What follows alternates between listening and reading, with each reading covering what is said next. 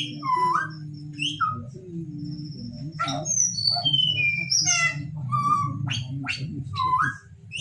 kelihatannya bisa memahami itu kan membuat sendiri sekali. Iya, sama saya kalau nggak baik dan buruk ketika baca itu nggak dikatakan itu cerita ini maksudnya gitu karena mengenai ini mengatakan orang cerita siapa ini itu very sophisticated konsep yang dibalik dari tapi anda harus bisa menggunakan media narasi yang buka untuk menghadirkan itu ke masyarakat yang bukan untuk dan eksperimen dan bereksperimen dengan bikin cerita yang best-selling itu yang kita masalahnya